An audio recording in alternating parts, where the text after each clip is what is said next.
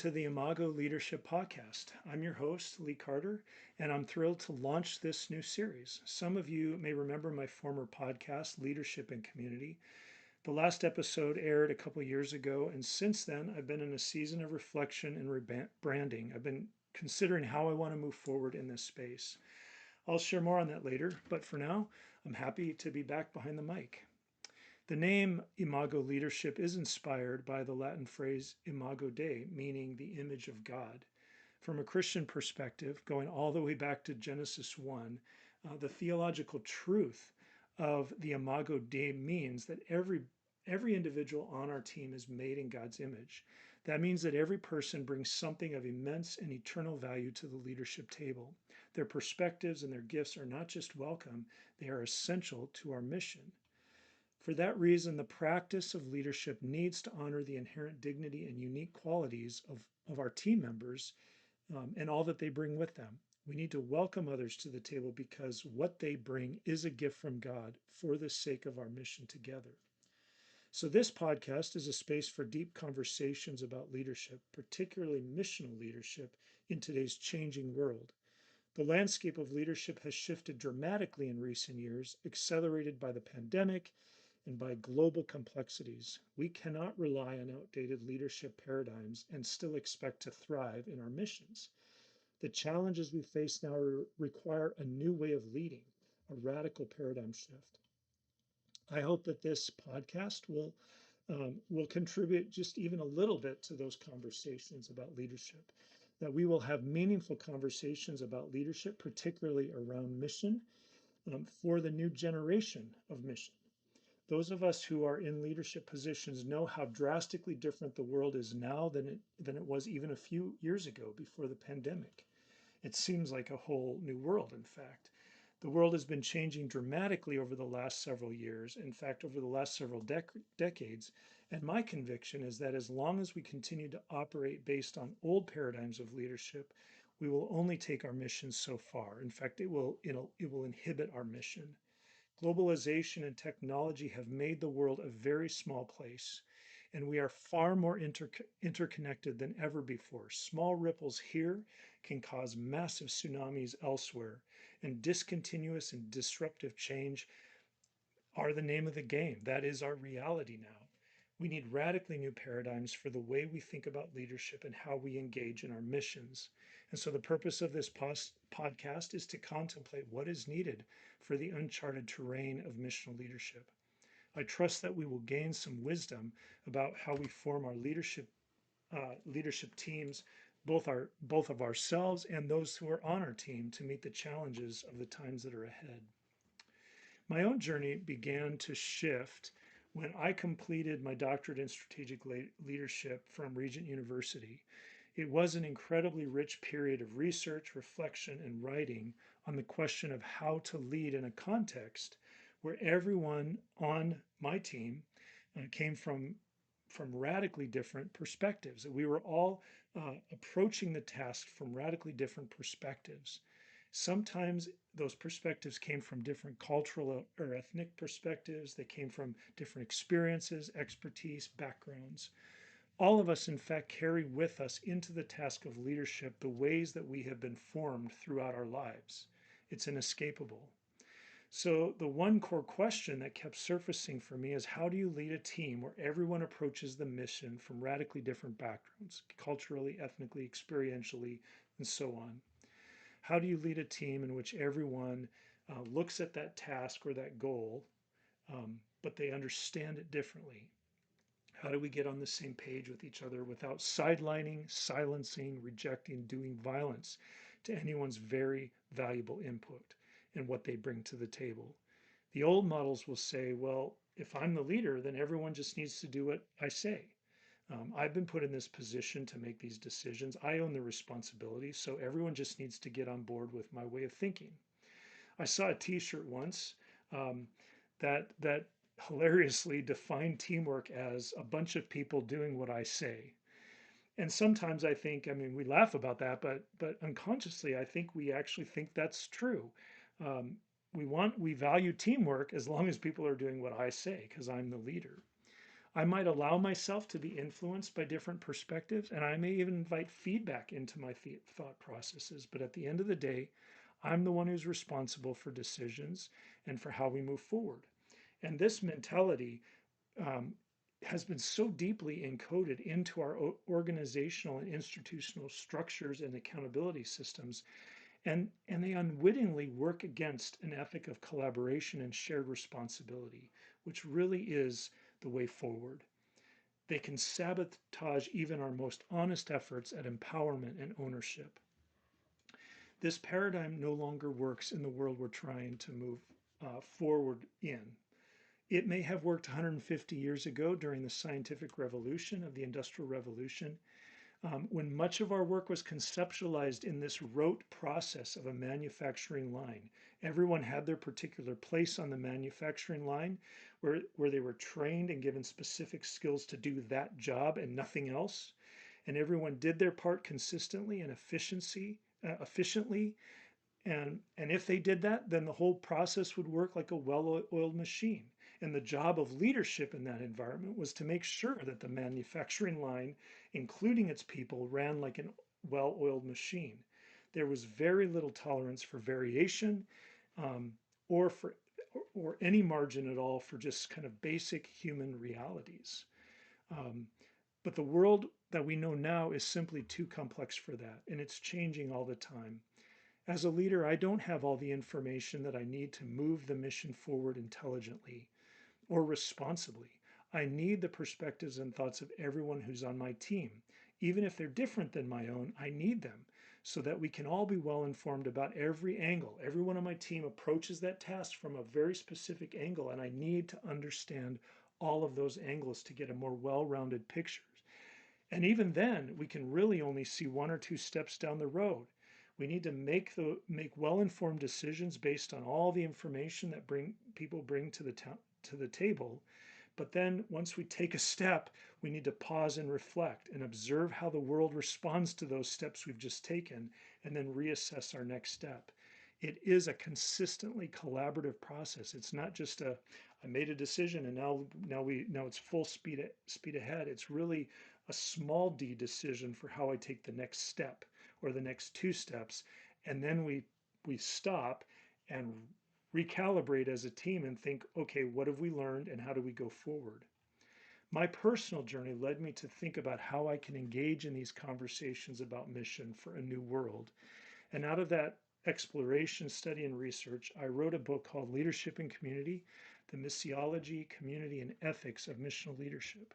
So much of what we're going to explore on this podcast comes out of that leadership and community framework. At its core, Imago Leadership is about recognizing that leadership is a response to God's mission. It's not something that we initiate, it's a response to what God is doing in this world. Before leadership is anything else, it is about discerning how God is already at work in the world and joining Him there. God is already moving, He's already working to bring His kingdom into this world. Our role as leaders is to discern that together and participate in that ongoing work. Leadership is not primarily about skills or personality.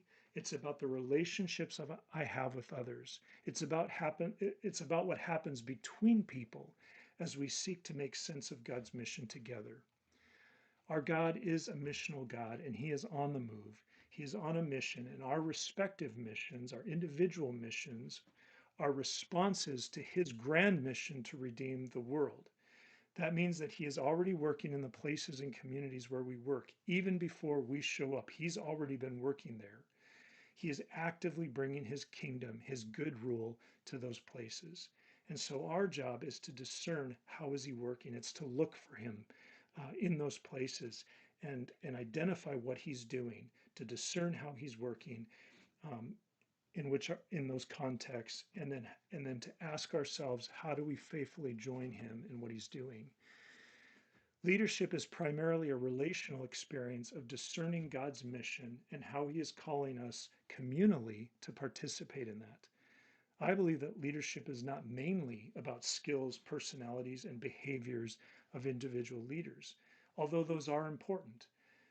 Rather, primarily, leadership is about the kinds of relationships I have with others, with God, with my team members, and with those who benefit from our common mission. Leadership is an interpersonal dynamic that happens in the spaces between people as they try to discern their mission and strategies. I've heard it often said that leadership is influence. Um, I don't disagree with that, but I don't think it gives the fuller the fuller communal picture of what leadership actually is. It's not just that I as a person have influence, is that it's that in the relationship between people we influence each other. And so out of that primary concern come questions of how I, in my position of leadership, can contribute in terms of my experience, my education, behavior, skills to the leadership table. There's two very important concepts to grasp when we think about leadership as an interpersonal dynamic of discernment. The first is communitas, which is another Latin word. I'm a big fan of the Latin words. Communitas is a deep sense of community that emerges among people as they go through a chaotic, unpredictable, liminal period of change and transformation. Communitas is the strengthening of relational bonds as a group journeys from one state of being into a new, hoped for reality. It's like the Israelites who were delivered from the reality of slavery in Egypt to become a people marked by the name of Yahweh in the desert on their way to freedom in the promised land, to live as his people in the promised land, not as slaves, but as men and women dedicated to the worship and service of Yahweh, their God. The old ways don't work anymore. We have to let go of them. Yet we are figuring out what the new ways will be, who we will be as a missional community. We're not there yet, but we're in this process, the wilderness of trying to figure that out. Communitas can be very disorienting and challenging, but there's no other way to forge the kind of leadership community that deepens missional impact. Conflict happens whenever two or more are gathered. uh, Conflict will happen. It's human nature. People rub each other the wrong way. The rock tumbler of those experiences, disagreements and frictions and personality conflicts, authentic community between people is forged. They learn how to work together. They learn how to communicate and have healthy conflicts. They learn how each other ticks. They learn how to serve one another and bring the best out in one another. It's like a soccer team. I love this analogy.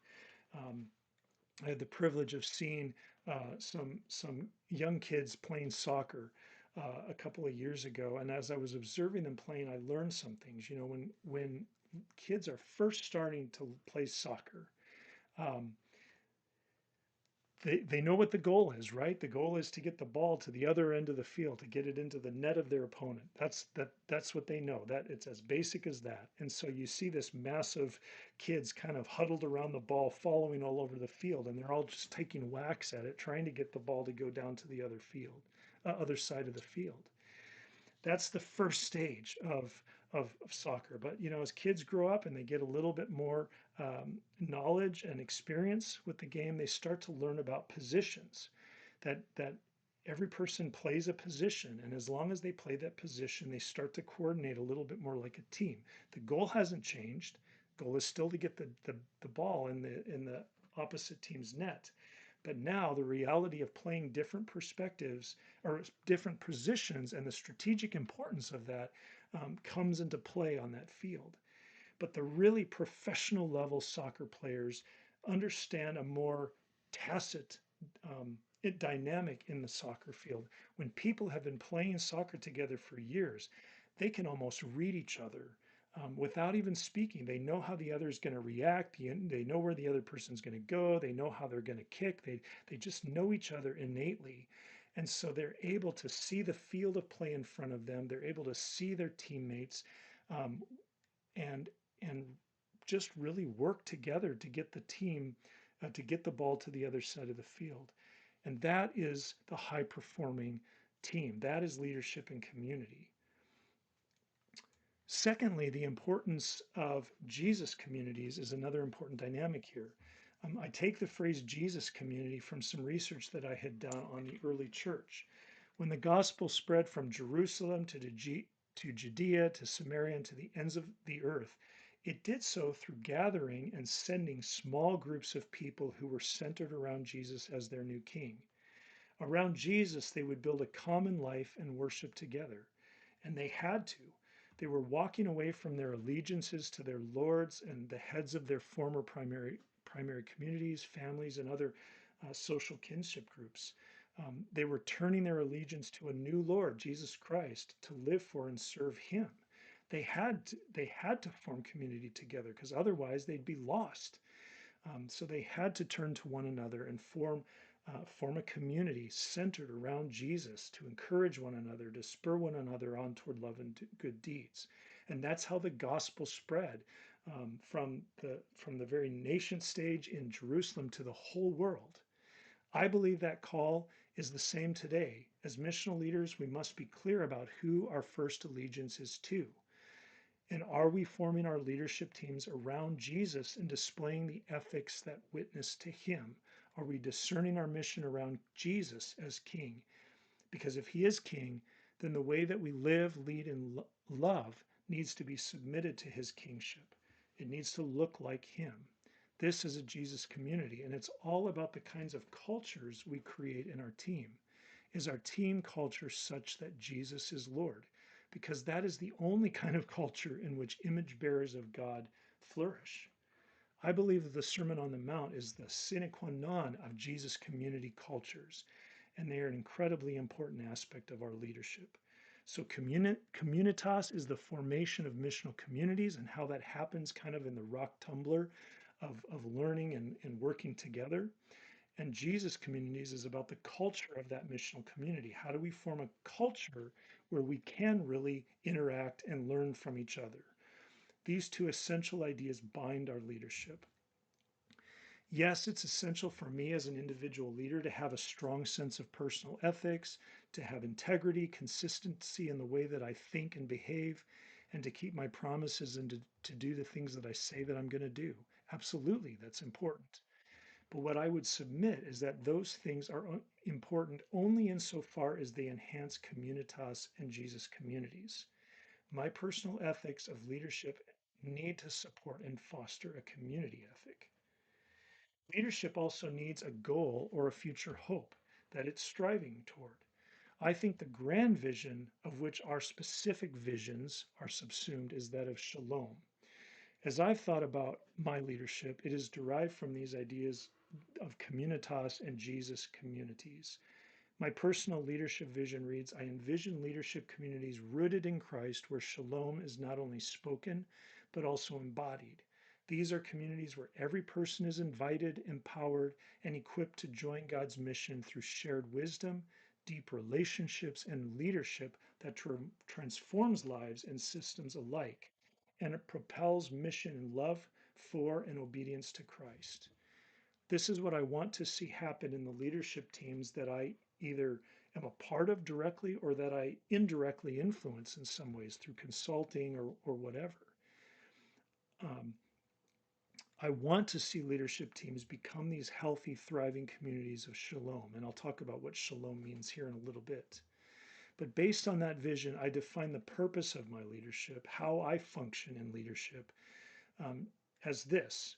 My calling is to cultivate Christ centered communities where shalom is lived out every day, guiding people into spirit led discernment, deep relationships, and redemptive action, so that every person is empowered to grow, lead, and participate fully in God's mission of renewal.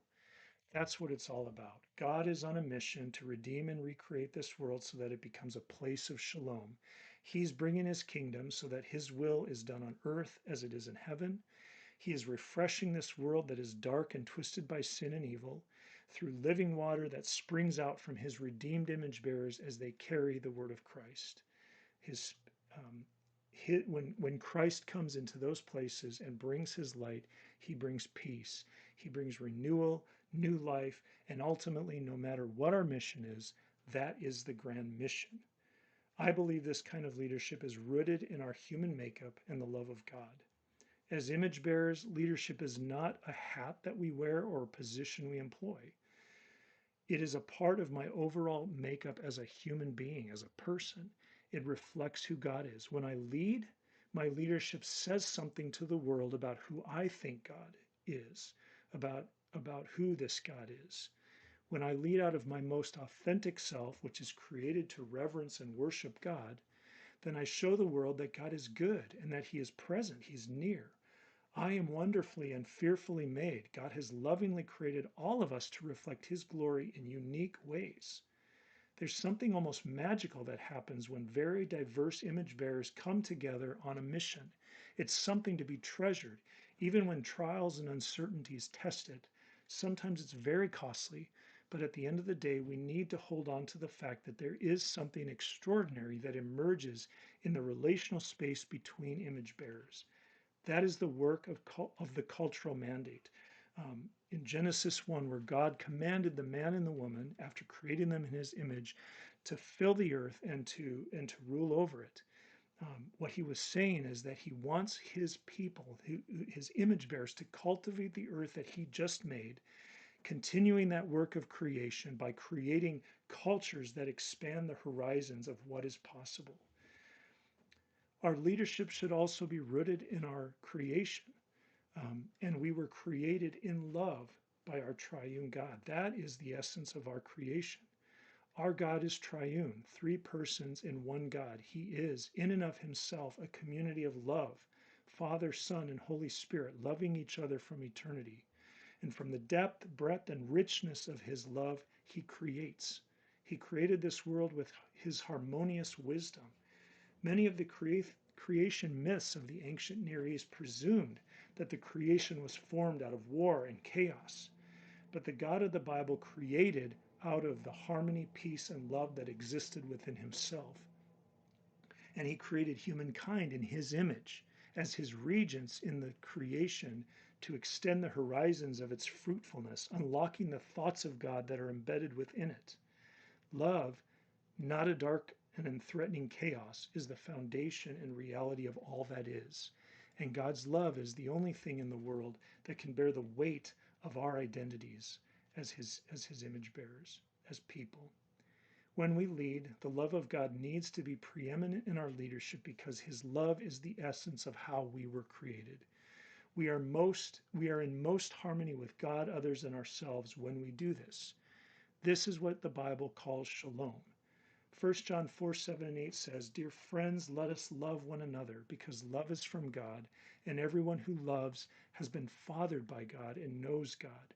The person who does not love does not know God, because God is love." I believe missional leadership must be primarily about creating cultures of mercy, justice, and peace. Those are Jesus communities. Those are the cultures that reflect the image of God. And when image bearers of God thrive, then the mission of God thrives. It flourishes and expands into new horizons of impact. So our leadership needs to be primarily about creating those cultures where image bearers of God can thrive. It needs to be so infused with the love of God, because that is the essence of who we are as His human creation. Leadership is participatory, relational, and transformational. Yes, our gifts and talents and personalities, skills and experiences are vital to the table of leadership, but when they stand alone in the posture of an isolated leader, those qualities have not yet been unleashed to have an impact in the world. It is only when they are set within the context of community of other image bearers that they become transformational. I define leadership primarily in that way. If I have all the skills and talents in the world, but I don't lead out of love and I don't honor well the people I lead with and the people for whom I'm leading, then my abilities are worthless. My abilities are a gift from God for the blessing of others. Leadership is a vocation of joining God's redemptive work by cultivating wholeness within other people, within our teams, and within our systems. Again, when we welcome people to the table and when we love them for who they are, then we lead well. Leadership is not just what I do, it's what happens between us. It's the magic of leadership. It's that creational space between people where something new is born out of our relationship. When image bearers collaborate in love, mission flourishes. And that's what I mean by communities of shalom. These are communities where Jesus reigns as king and our image-bearing qualities are honored and they're welcomed. Shalom is a Hebrew word, and it's a very difficult word to translate well into English. It's usually just translated as peace, but it's so much more expansive than just peace. It's peace in the sense of a relational peace, peace between us and God, peace between us and others, peace between us and the whole creation. We're talking about new creation spaces where justice happens, where people are made whole, where wrongs are made right, where people are prospering, and there is harmony. It's a much more expansive word than just having a feeling of peace, although that is a part of it.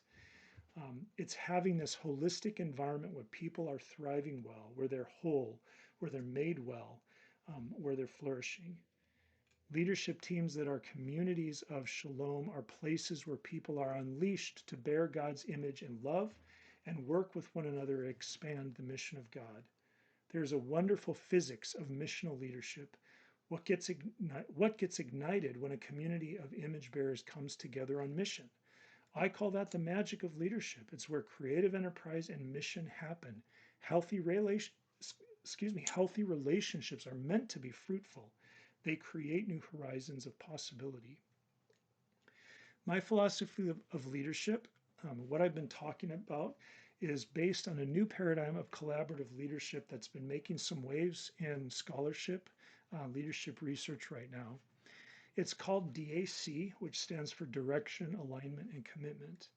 DAC presupposes that leadership happens when a group of people arrive at a place of discernment, alignment, and commitment. If those three things are present on a team, then leadership has happened. In other words, it's defining leadership by the outcome and not by the input.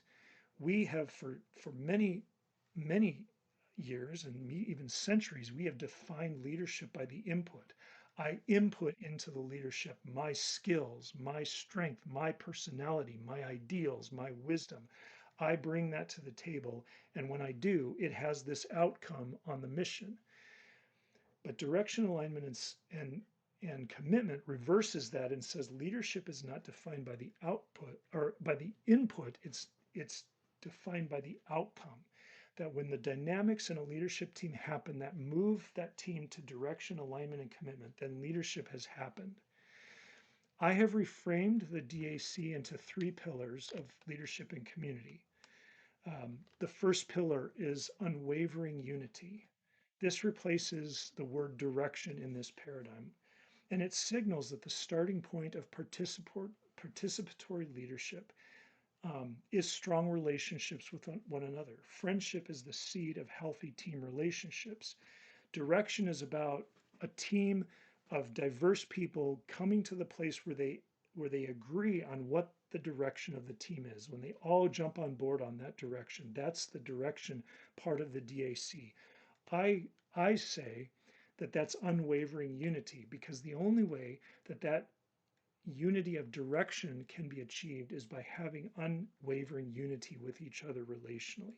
So friendship is the seed of healthy team relationships. Second, I replace the alignment part of the DAC with what I call soulful presence. Soulful presence signals that consistent team and relational rhythms of practice cultivate communitas into transformative community. Here I'm following Tuckman's model of team formation as the approach for aligning teams with mission. Tuckman's model says that every team, when teams are forming, they go through four stages. The first stage is forming. They're coming together. They're getting used to each other. They're understanding what the task is. Storming is when they start to kind of have conflicts and rub each other a little bit and all that. They're going through a storming phase. The third phase is norming, when they start to come out of the storming phase and they're starting to create norms and rhythms for how they work together. They have rules of practice, they have rules of engagement, they have rules for how they're going to work together so that they can have meaningful and good work together. And the final stage is performing. I've added to that model the idea of transforming because I believe that in leadership and community, our goal, again, is shalom. It's transformation in the lives of the people that we're serving. And so if we're performing well, but nothing's being transformed in the process, we need to ask ourselves some questions.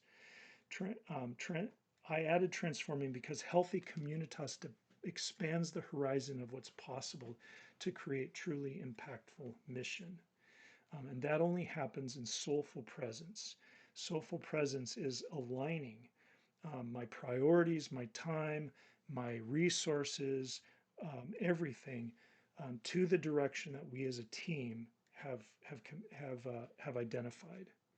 And third, the third phase of DAC is commitment. Commitment is just to say I am fully on board with this, and everyone on the team is fully on board with it. We all know what it's like to be on teams where everyone may agree on the direction, and they may have even aligned, but our levels of commitment are different, and you feel that even tacitly. You feel that it's frustrating. So commitment is just kind of that wholehearted yes, I am committed to this team and the mission, the direction that we're going together. I have reframed that with the phrase courageous hearts. Commitment is courageous hearts. This is a much more evocative way to communicate that it takes courage for us as a team to be on this journey together, to stick it out even when it's hard. It takes courage to be so committed to our common mission that we would be willing to change strategies, approaches, practices, the way we know how to do things in order to keep the mission from drifting and keep it relevant to the world that we're serving. Courageous hearts signifies that innovation is the harvest of courageous hearts, bold enough to face change and imagine new missional horizons. When these three pillars stand in balance within the leadership community, then leadership is happening. Positions of leadership are secondary. Sometimes that means I'm leading, other times somebody else is leading. So the positions of leadership are only a secondary concern. What's primary is those three pillars: unwavering unity, soulful presence, and courageous hearts. It's more like a dance than it is a chain of command. It's a relational dynamic. But the aggregate of all that together is that we are discerning the direction of our mission that God is calling us to. That's the heartbeat of missional leadership. At Imago Day Consulting, the consulting business that I'm starting to get off the ground, we define leadership as participatory, relational, and transformational. Our mission is to equip mission-focused teams with transformative coaching and formation practices that cultivate shared vision, aligned strategies, and healthy community dynamics. And this podcast will explore how we build those dynamics. How do we lead together in relationships that foster Christ-like leadership? How do we foster unwavering unity, soulful presence, and courageous hearts within ourselves and our teams? And we will continue those in the podcasts to come. Coming up next, in our next podcast, we're going to dive into what I've called the top 10 culture killers of effective leadership teams. If we want to build thriving communities, we need to first understand what sabotages them. We need to look for the landmines and know how to avoid them. So we'll start digging into those things, those top 10 culture killers, as we start moving toward, okay, now that we know what the landmines are, how do we build effective rhythms and team dynamics that create flourishing cultures? So thank you for joining this journey. I'm excited to get this relaunched and grateful that you've taken the time to listen and engage in this discussion. I hope these conversations today and into the future will inspire, equip, and challenge you to reimagine leadership as a sacred, relational, and transformative vocation.